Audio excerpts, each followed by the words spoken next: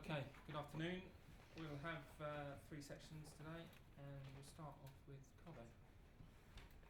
Frank, first of all, what's your reaction to the news that Tammy Abraham is back in the England squad? I'm very happy. I think it's well deserved. He's scoring goals regularly. For us, everyone knows his form's really good. I think he's been in the equation probably for Gareth all season because of how he's played. And natural progression for him. Delighted for him. I know he's a proud lad, and as he should be, proud to get a call up. Gareth said yesterday that he's the kind of player who scored goals at every level he's played at. Do you think he has what it takes to score at international level as well? Yes, I do, and I don't want to put too much on his shoulders because step by step, as you say, he's shown that he can score goals now twice in the Championship. Now he's showing that he could score goals in the Premier League, but the work's only really begun for him because he's still a young player. So, I want to see him continue playing in the same vein for Chelsea and scoring those goals. And then naturally, when he goes to the England squad, I think he has all the attributes to go there and be successful. But it will be another step for him, and I'm sure he has those attributes, and I'm sure he has the attitude to take that challenge of being a goal scorer for England. And let's hope there's competition there. When he steps into the squad, he'll see that there are great strikers in that squad already around him, so it's a good challenge for Tammy. And what do you make of Fikayo Tomori getting into the England squad for the first time? I'm delighted. I'm absolutely delighted with Tomori because of all the stories, and I think Mason and Tammy have taken a lot of the headlines this year and this season, and rightly so.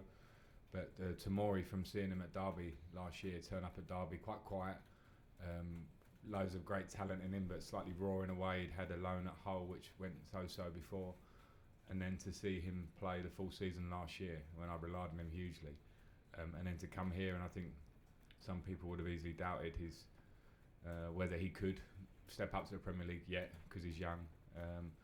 And what he's done is show that he's got great qualities and really shown that in the Premier League. So again, another natural progression, and I'm really pleased for him. He deserves it because he's been a dream to work with day in, day out for the last 15 months or so.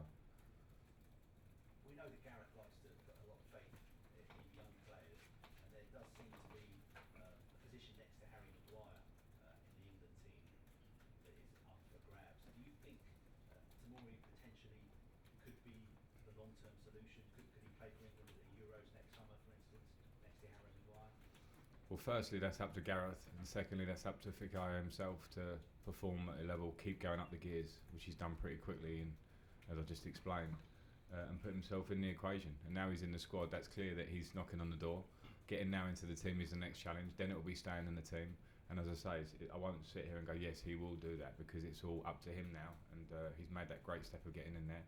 Gareth's shown trust. I saw his press conference yesterday. He wants to see him close up, wants to see him train. Steve Holland knows him well. So now it's in Fikayo's hands to go there and show what he shows us every day.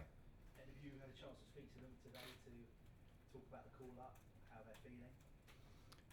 No, I haven't today, but I spoke to them before. I was aware of the call-up coming, and I spoke to them before.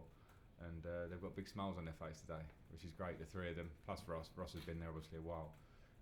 But they're very smiley and happy, and I might have to remind them that come Sunday they need to perform for us, because it's great news for them. It's great news, but as I keep saying, it's just a start, and the minute any standards drop or any complacency kicks in, then they'll all suffer. So I'm pleased that they smile, and they need to take this now as something to add to their armoury and go, okay, I'm an England player now, England squad player, I'm in the England squad, so I need to show even more, day in, day out, and game in, game out for us. And Callum's been called up to the under-21 squad. Do you think that's the right decision? Is that the right thing for him now, considering that he's been out for such a long time? Yeah, I did, and then as I say, I spoke to Gareth, and it's obviously his call, but I respect an international manager that has that open conversation with you, and all I can do is say what I see from the Chelsea end, and it's Gareth's choice when it comes to England. And I think Callum hasn't played probably enough games, and the games will do him good. It's England under-21s, he should be proud of that anyway. And it's I think it's a good shout for him. In Southampton on Sunday, what kind of challenge are you expecting from them? It's a tough match. a very good manager, a very well organised team, playing different formations. So it's hard to predict how they might come at you, but they come at you with a lot of pace in the way they want to work off the ball, and quality players. So always a very difficult place to go, especially if we're not at it. You have to be tip top to go there, because there's a lot of energy in their team, and the crowd can get behind them if they play with that kind of intensity which they have. So we need to match it at least, because we want to keep the momentum going. Okay, any more on the broadcast? Right, quick one each, Nazar and Ollie. Hi Frank, I just wanted to ask you, Aspilicueta is obviously a captain, and you've been talking about Jorginho's leadership. Is he your vice captain now at Chelsea? Yes, Jorginho is vice captain as it stands. Aspie is captain, and that was clear at the start of the season, and I think his professionalism and the career here speaks for itself. And Jorginho, as I keep talking about him as a character, and he's a driver. I just think it's very evident to see on the pitch. And so if that's the situation as it stands. He's taken to it learning English very well. He's spoken to us a few times. How important is that in sort of the equation of him, like integrating with someone? Speaking English? Yeah. It's obviously important. I think we always try here to push that along as soon as players come in, because communication is key on and off the pitch, in the dressing room. And he crosses the borders if there are any. It's easy sometimes to come in and stay within your groups in nationalities, and Jorginho is a driver on and off the pitch. Okay, last one, Ollie. Can I just ask you about injury news?